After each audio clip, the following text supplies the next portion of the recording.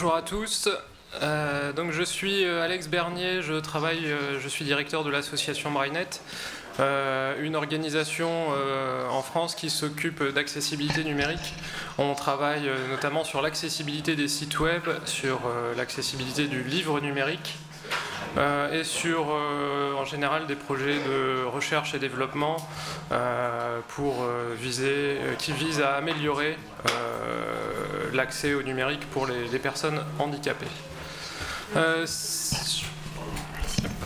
C'est mieux comme ça. Ok. Cette présentation a plusieurs objectifs. Elle a pour but de présenter quelques catégories d'utilisateurs qui bénéficient des techniques qu'on va mettre en œuvre dans le cadre de l'accessibilité. Donc c'est présenter les grandes catégories de personnes handicapées qui vont avoir des besoins particuliers, donner quelques exemples de ces besoins, et enfin définir qui et où dans la chaîne de production des contenus, dans les logiciels, dans les formats, où on peut répondre à ces besoins. Donc c'est voilà, la présentation des différentes catégories de personnes que je vais faire n'a pas pour vocation à être exhaustive, c'est juste pour indiquer quelles sont voilà, les principales et donner une idée des personnes concernées par l'accessibilité. Pour avoir des démonstrations plus concrètes, vous pourrez vous rendre au workshop qui a lieu plus tard dans l'après-midi sur cette thématique de l'accessibilité. Donc la première catégorie de personnes que j'ai choisi de présenter, ce sont les personnes malvoyantes. Donc elles voient peu, mais ces personnes peuvent encore voir suffisamment pour lire un livre. Mais elles bénéficient, elles ont des besoins particuliers. Par exemple, elles vont bénéficier de fonctionnalités qui vont permettre d'agrandir la taille des caractères. Pour certaines personnes, ça peut être par exemple les daltoniens, mais pour d'autres types de personnes malvoyantes, elles vont bénéficier de fonctionnalités qui permettent de modifier les couleurs des polices. Donc pour leur permettre de distinguer des couleurs qu'elles ne différencieraient pas normalement, mais aussi changer la couleur des polices pour en améliorer les contrastes. D'autres possibilités pour améliorer la lecture pour ces personnes-là, ça va être la possibilité de changer les types de polices utilisées. Certaines polices sont plus difficiles à lire que d'autres pour des personnes malvoyantes. Donc elles vont apprécier des logiciels qui leur permettent de modifier ces différentes polices. D'autres possibilités, ce sont de leur offrir des livres audio donc qui vont leur permettre d'accéder au contenu plus facilement lorsqu'elles ont des difficultés à les lire.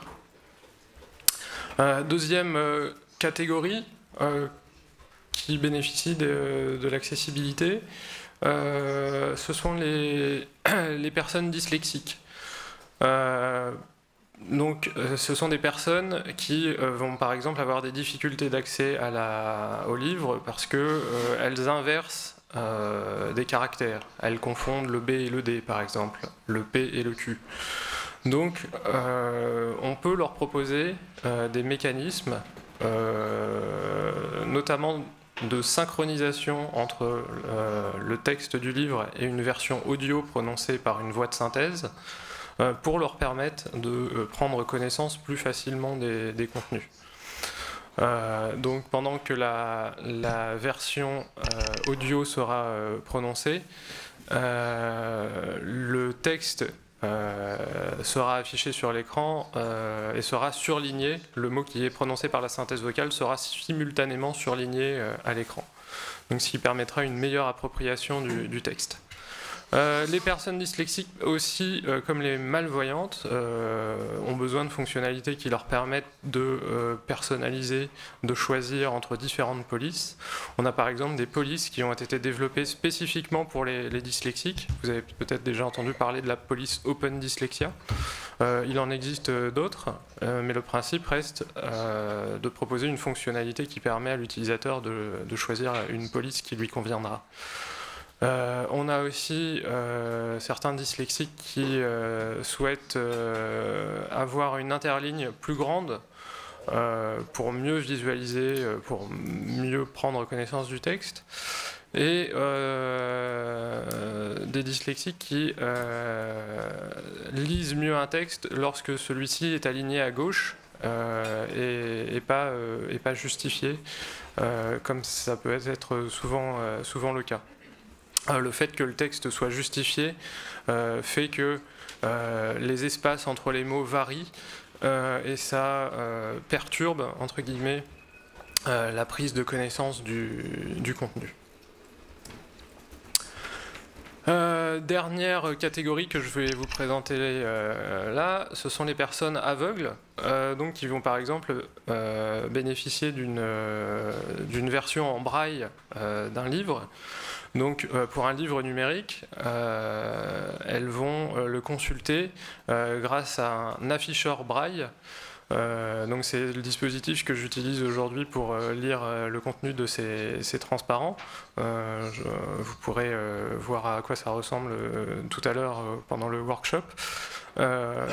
Donc ça se connecte à un PC, ça peut aussi se connecter en Bluetooth à un mobile, donc à un téléphone ou tablette. Et donc ça permet de lire en braille de manière dynamique le contenu d'un ouvrage. Les personnes aveugles qui ne lisent pas le braille peuvent aussi accéder aux livres numériques dans une version audio. Donc que ce soit une version audio lue par un narrateur ou que ce soit une version audio produite par un outil de synthèse vocale. Les deux restitutions sont possibles et existent.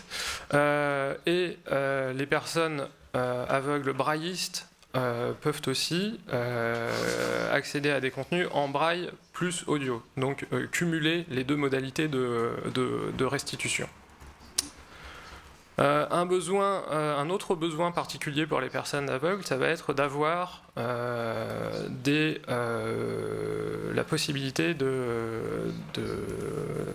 d'obtenir des descriptions des contenus graphiques.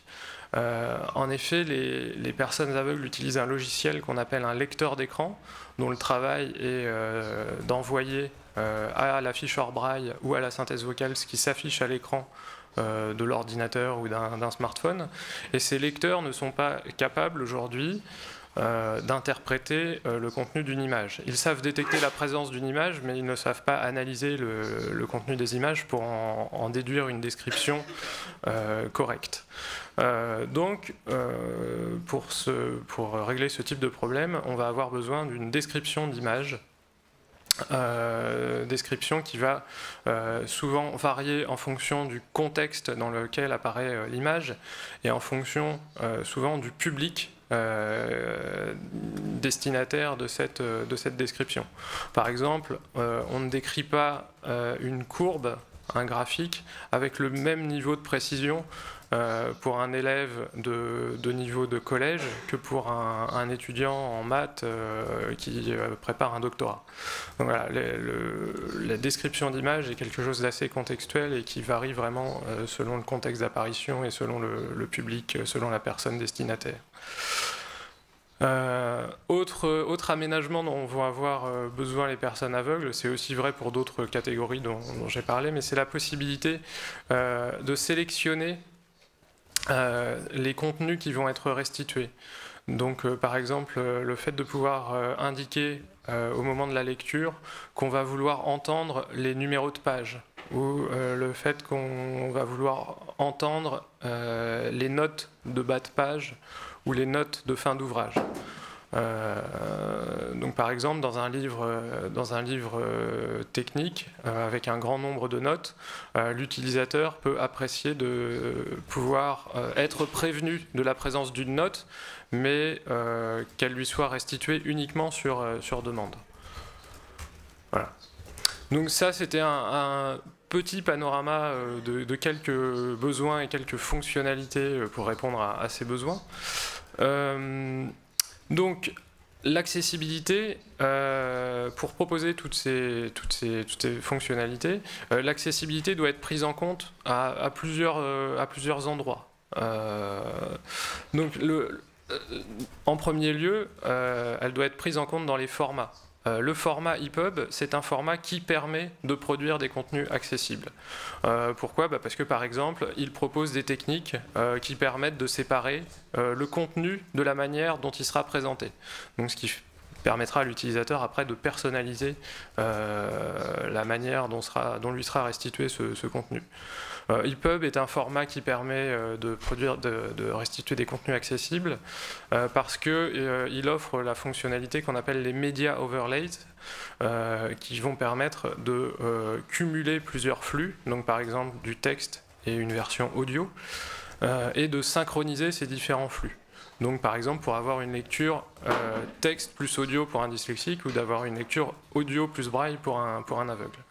Et enfin, EPUB est un format sémantiquement riche, donc qui permet de structurer très finement un livre, donc de lui ajouter des niveaux de titre pour y naviguer facilement, d'indiquer que tel fragment de texte est une note, que tel autre est un numéro de page, ce qui va permettre à l'utilisateur, par exemple, de naviguer facilement à l'intérieur du livre, de filtrer les différents types de contenus en fonction de ses besoins. Donc ça, c'est le format qui le permet, mais le format, c'est une condition nécessaire, mais pas suffisante. On peut avoir des livres au format EPUB qui soient totalement inaccessibles. Il faut que les auteurs, que les éditeurs produisent des contenus accessibles, donc qu'ils enrichissent, qu'ils ajoutent de la sémantique à leur texte, donc par exemple en indiquant les niveaux de titre, en balisant les notes. Ça, heureusement, ce sont des choses qui ne concernent pas que l'accessibilité et qui recouvrent aussi des bonnes pratiques éditoriales. Donc c'est des principes, des règles qui bénéficient à tout le monde. Enfin, l'accessibilité est aussi mise en place par en plus des éditeurs, elle peut aussi être mise en place par des organisations qui sont spécialisées dans la production de livres adaptés. Et qui, même lorsque les contenus seront nativement rendus accessibles par leurs auteurs ou par les éditeurs, continueront probablement d'avoir une mission pour produire des contenus complexes. Donc par exemple, je disais tout à l'heure que la description des images variait beaucoup selon le contexte et selon l'utilisateur qui en était destinataire. Donc les associations spécialisées, par exemple, ont une expertise assez forte pour créer de telles descriptions et pour créer des contenus qui seront bien adaptés aux besoins de personnes handicapées. Donc des contenus qui seront adaptés, des contenus pédagogiques par exemple, qui seront adaptés à des personnes aveugles. On aura aussi probablement toujours besoin de producteurs spécialisés pour produire des documents en braille, numériques ou imprimés, de bonne qualité.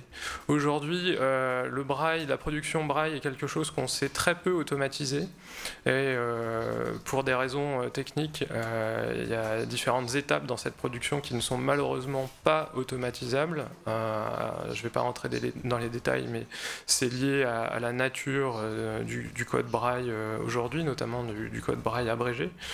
C'est le cas en français, mais c'est le cas dans beaucoup d'autres langues. Donc on aura besoin toujours d'une expertise assez forte d'organisation pour la production de ce type de documents. Et enfin, on aura l'expertise sera toujours requise en général pour des documents complexes, les documents scientifiques et techniques par exemple, qui aujourd'hui sont très peu présents dans les collections de livres adaptés aux personnes aveugles ou malvoyantes notamment. Et donc qui constitue un enjeu assez fort, parce qu'évidemment ce sont des types de livres qui sont très importants pour l'insertion professionnelle, pour suivre des études. Voilà, donc la production de ce type d'ouvrage est aujourd'hui un enjeu en recherche et développement assez important.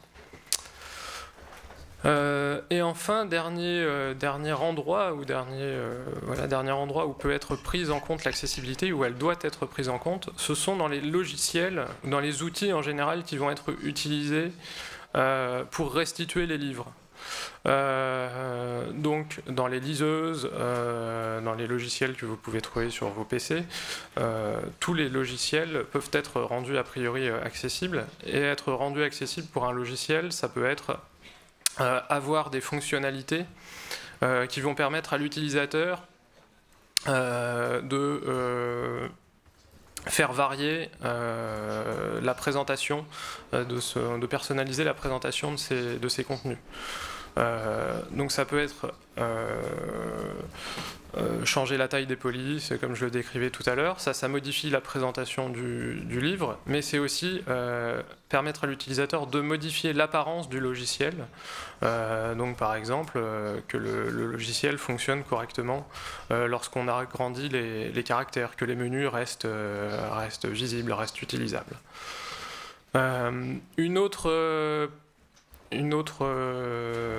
autre point qui doit être pris en compte par les logiciels de restitution, c'est l'implémentation complète, enfin aussi complète que possible en tout cas, des standards et des fonctionnalités dans ces standards qui favorisent l'accessibilité. Donc par exemple, dans EPUB, les media overlays, la possibilité d'avoir plusieurs flux et de les synchroniser.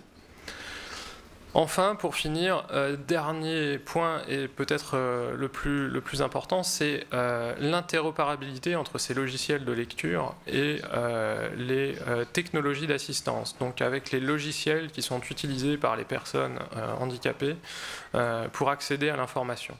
Donc ça peut être par exemple le lecteur d'écran, la synthèse vocale. Donc ces logiciels de restitution, ces lecteurs de contenu, doivent pouvoir fonctionner avec ces technologies d'assistance pour que tous les utilisateurs puissent accéder au contenu. Et en ça, il y a, par exemple, l'intervention qu'on a eue ce matin concernant LCP et la possibilité de bloquer la restitution d'un texte par une synthèse vocale pose des questions. Donc l'ensemble de la chaîne des concepteurs de logiciels, de DRM, de producteurs de contenu doit se poser cette question de l'impact sur l'accessibilité de ce type de fonctionnalité. Donc, par exemple, ça permettant de bloquer la restitution par une synthèse vocale, mais on peut aussi on peut aussi imaginer la même fonctionnalité qui permettrait de bloquer la restitution du texte en braille ou par un lecteur d'écran. Donc ce sont des choses qui posent pas mal de questions aujourd'hui. Écoutez, je vous remercie. Je vais juste ajouter un point avant de laisser la parole à Daniel. BrailleNet a publié un livre blanc sur l'accès à la connaissance, e-accessible knowledge. C'était le thème de notre dernier forum, et dans ce livre blanc, on a un article de Bill Karsdorf sur l'accessibilité et EPUB. Donc voilà, il est consultable sur Internet. Donc Daniel.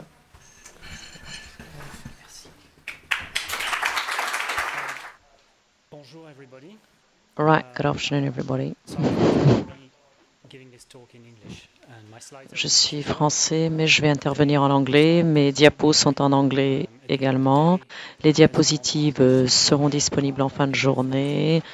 Donc, ce sera disponible dans le cadre des documents mis à disposition. Donc, j'ai des liens assez intéressants sur mes slides qui vont vous encourager à en apprendre davantage sur les différentes thématiques que je vais aborder. Donc, le titre, c'est Créer le chemin vers une édition inclusive. Je m'appelle Daniel Weck, je suis ingénieur logiciel et je travaille là-dessus depuis que j'ai commencé à travailler avec DAISY Consortium, il y a un peu plus de 10 ans aujourd'hui. Depuis 2 ou 3 ans, je suis impliqué, je travaille avec la fondation Redium et à la fin de l'année dernière, j'ai commencé aussi à travailler avec l'EDR Lab. Nous vivons dans une ère de technologie, de progrès technologique absolument passionnant. Les technologies assistives sont de plus en plus performantes. Voici une photo du Holy Braille. C'est le Saint Graal, c'est un jeu de mots sur le Saint Graal. Donc c'est un projet de recherche de l'Université du Michigan. Donc voici un téléphone type tablette portable. Donc avec un texte braille tactile sur toute la page. Je crois qu'il y a des actuateurs braille avec des microfluides, quoi qu'il en soit. Un autre exemple qui est plus proche de nous, les smartphones modernes, comme celui-ci.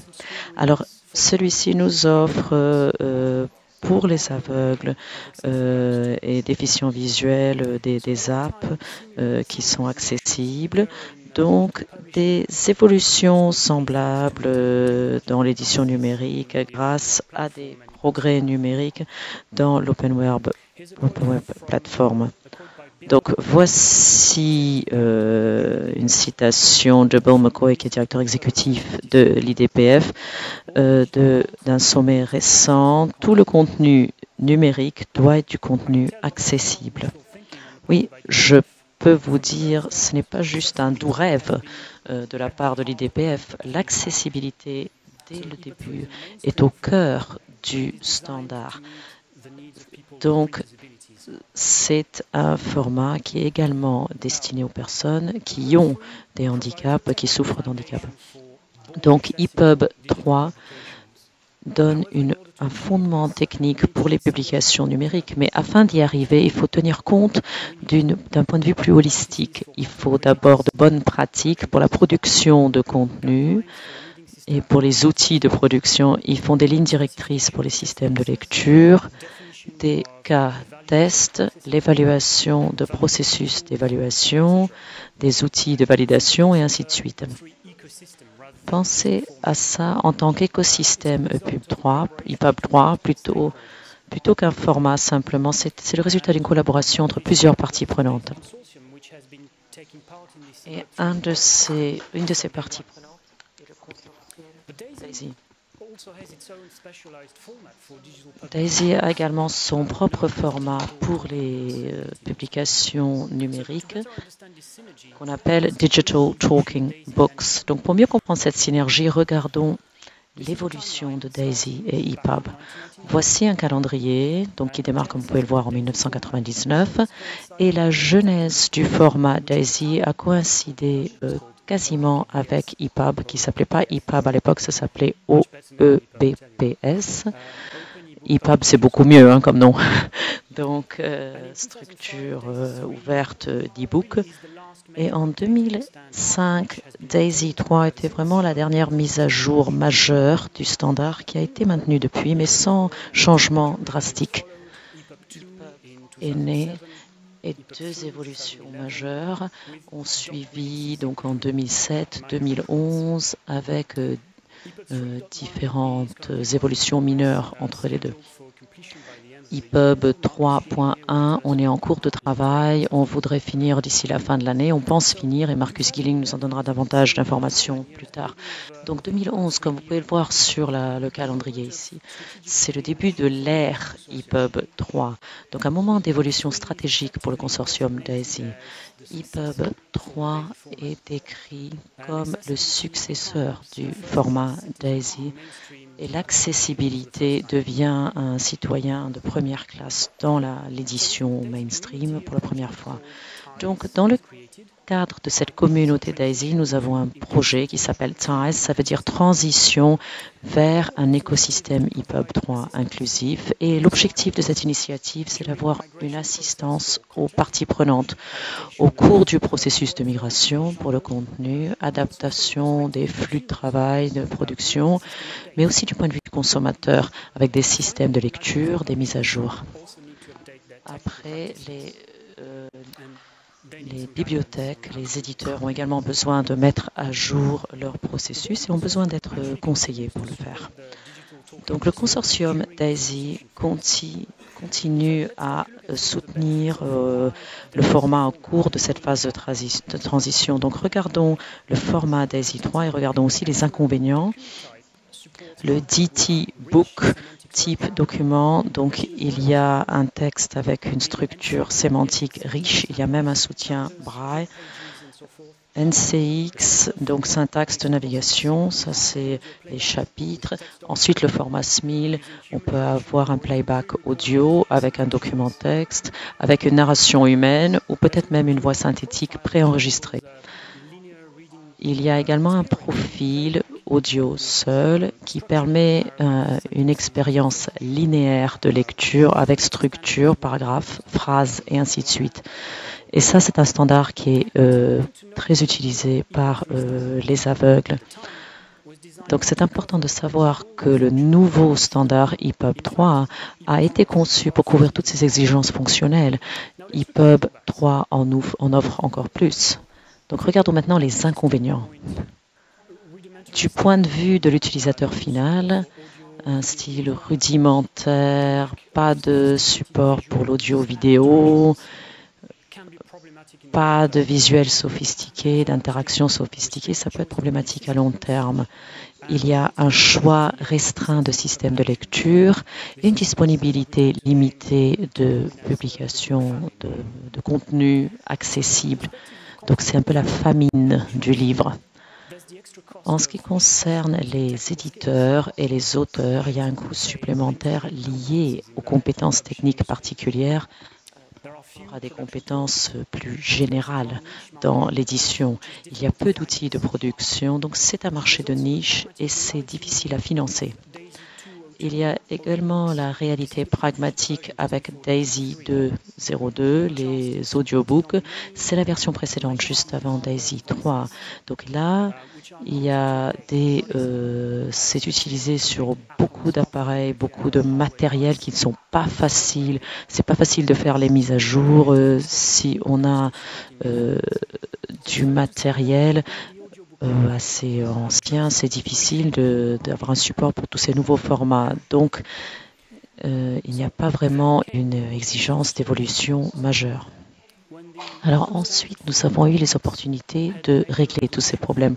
Quand le standard EPUB pour les e-books a connu son évolution majeure entre EPUB 2 et EPUB 3, tel qu'on le connaît aujourd'hui, la stratégie de l'IDPF a été d'aligner EPUB avec le Open Web Platform. À l'époque, on utilisait EPUB 2 et on abandonnait XHTML2. Donc on focalisait les efforts sur HTML5 et comme vous le savez certainement, c'est SS3, JavaScript, SVG. Au fur et à mesure de l'accessibilité qui devient vraiment une proposition fondamentale dans l'édition générale, on peut travailler différemment entre les services généraux d'un côté et les activités spécialisées d'autre part, parce qu'il y a des compétences partagées, des compétences techniques communes. Donc, c'est vraiment une convergence très importante de ces deux aspects. Il y a un marché plus large pour les parties prenantes, donc des opportunités commerciales, des coûts réduits de conversion, de production. Mais bien sûr, il faut regarder surtout l'utilisateur final. Donc il y a davantage de contenu qui est disponible. On doit mettre fin à cette famine du livre. On n'y est pas encore, mais on est dans la bonne direction. Donc, des choses qui sont disponibles universellement. On va avoir des modalités d'accès, les yeux pour le contenu visuel, les oreilles pour tout ce qui est auditif, tout ce qui est lié aux voix préenregistrées, voix humaine, voix synthétique, et bien sûr les doigts pour tout ce qui est tactile. Donc, bien sûr, c'est une simplification, mais je pense que ça donne une vue d'ensemble des questions liées à l'accessibilité dans l'édition numérique. Alors, donc, les producteurs de contenu ont besoin de conseils pour avoir un bon niveau d'accessibilité. Donc, le consortium DAISY a essayé d'identifier une ligne de base, des principes directeurs pour de bonnes pratiques. Tout d'abord, vraiment de hausser le niveau, d'aller au-delà des exigences de base comme la lecture linéaire, la structure du contenu, navigation, texte alternatif. Donc d'essayer d'en faire un peu plus, d'élever le niveau, et également d'établir des objectifs réalistes compte tenu de l'état actuel de l'écosystème et des défis auxquels les parties prenantes doivent faire face.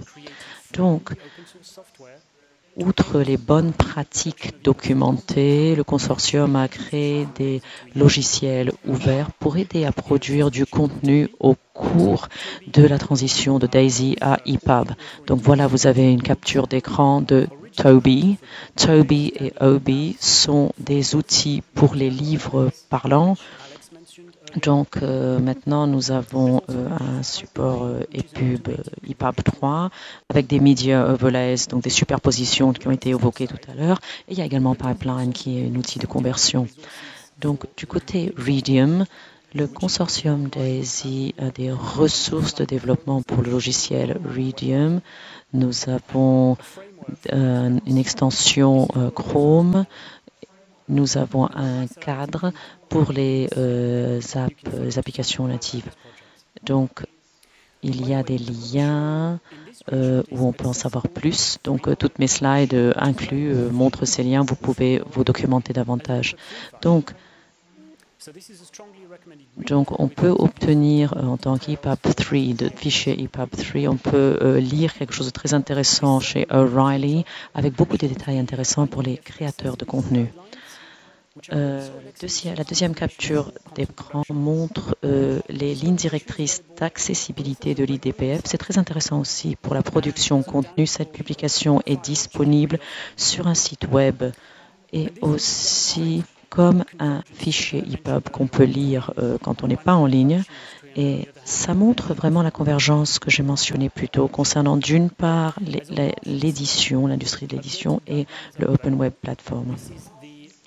À partir de mars de cette année, nous avons des lignes directrices mises à jour qui sont disponibles, donc BISG, donc un guide pour une édition accessible. Donc vraiment, je vous recommande cet ouvrage. C'est vraiment, c'est disponible comme publication gratuite et libre. Donc, j'ai parlé de lecture plusieurs fois, mais ce n'est pas le seul système de lecture disponible. Vous pouvez trouver des informations concernant d'autres applications en utilisant le site web Test EPUB qui a une section accessibilité dédiée. Le consortium DAISY a contribué des cas tests et une méthodologie pour évaluer l'accessibilité des systèmes de lecture. Là encore, vous avez tous les liens sur la diapo. C'est un effort en crowdsourcing, donc on encourage les vendeurs à participer avec des rapports de test via le site web qui contient toutes les instructions étape par étape. Donc, comme nous vous montrons dans cet exemple, dans cette capture d'écran, Vital Source a montré des scores très prometteurs et il y a une liste, enfin il est assez haut dans la liste en termes d'accessibilité, donc c'est un bon moyen de communiquer sur les produits. Donc, soyez fiers de votre produit. Donc maintenant, l'écosystème EPUB 3 n'est pas parfait, loin de là. Il y a encore beaucoup de choses à faire, beaucoup de travaux en cours. Donc, tout d'abord, l'IDPF met au point un profil accessibilité qui est séparé des spécifications du cahier des charges EPUB. Donc, on peut l'appliquer à toute version d'EPUB. Marcus va nous en dire davantage un peu plus tard cet après-midi. Mais en bref, voici le document c'est un document qui décrit un mécanisme pour identifier les niveaux d'accessibilité. Et ça permet une découverte du contenu par un vocabulaire métadonné bien connu. Par exemple, si je suis un utilisateur malvoyant, je peux trouver et acquérir du contenu qui est optimisé par rapport à mes besoins, par rapport à des publications audio, par exemple. Donc, l'objectif, c'est de permettre à des éditeurs, des créateurs de contenu, d'avoir des revendications de conformité et d'avoir un badge accessibilité qui serait comme un sceau, un label. Et ça pourrait donner lieu à un processus de certification au bout du compte, mais pour être équitable, il y a des questions liées à la législation locale. Donc je pense que les lignes directrices vont rester neutres. Je pense que les lignes directrices vont pouvoir être utilisées sur différents marchés, différents pays, différents contextes. Donc, EPUB 3 est basé sur les technologies de l'Open Web Platform HTML5, comme je vous l'ai dit tout à l'heure. Donc, les lignes directrices d'accessibilité WCAG, comme on le connaît, on peut l'utiliser. Il n'y a nul besoin de réinventer la roue. Mais le profil d'accessibilité tel qu'on l'appelle maintenant étend ce cadre de conformité pour aborder les besoins spécifiques d'un format de publication, d'un format d'édition. EPUB est une collection de documents multiples en ordre linéaire. Tout ceci doit être défini à l'extérieur de WCAG,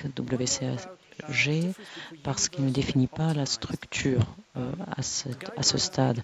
Juste un mot concernant la différence entre universel et optimisé. Les lignes directrices établissent une différence entre une accessibilité universelle, donc un contenu qui est accessible très largement pour toute catégorie d'utilisateurs, et une accessibilité optimisée. Comme je l'ai dit avant, si je suis malvoyant, ce qui peut m'intéresser, c'est surtout les livres audio et pas le texte. Donc, bien sûr, c'est valable aussi pour les documents en braille uniquement ou les vidéos en langue des signes pour les sourds et malentendants. Donc, ça a été mentionné un peu plus tôt. Il y a très intéressante avec une idée d'avoir dans la même publication plusieurs modalités du même contenu. Donc, on peut avoir un EPUB qui contient une version optimisée braille et un audiobook et une version texte normale de la même chose, de la même publication. À ce stade, c'est expérimental. Les specs existent. Il n'y a pas beaucoup de contenu disponible, mais c'est une démarche qui vaut le coup d'être abordée et examinée. Eh bien, il y a encore beaucoup de choses qu'on pourrait vous dire, mais je dois arriver à la fin parce que mon temps est presque écoulé. J'espère que cette présentation, en tout cas, vous aura intéressé. Dans cette dernière diapo, je vais juste parler des publications web portables de PWP pour vous dire que le W3C, qui est en charge de l'Open Web Platform, de la même manière que l'IDPF est chargé des formats d'édition, PWP, c'est une vitrine vers un avenir potentiel qui nous montre ce que devrait être l'édition en ligne et même offline. Il y a un groupement d'intérêt en édition numérique, il y a des sémantiques ARIA sur le web qui sont considérées comme un remplacement pour des éléments EPUB utilisés pour structurer les documents. Les métadonnées sont critiques, essentielles dans le monde de l'édition numérique. Donc, il y a une définition de métadonnées liées à l'accessibilité. Là encore, ce sont des travaux qui sont en cours, donc c'est assez intéressant de suivre les liens et de voir ce qui est dit. Bien sûr, je n'ai pas le temps pour l'instant de répondre à des questions, mais je serai dans les ateliers un peu plus tard dans l'après-midi. Donc je serai très heureux de répondre à vos questions à ce moment-là. Merci beaucoup.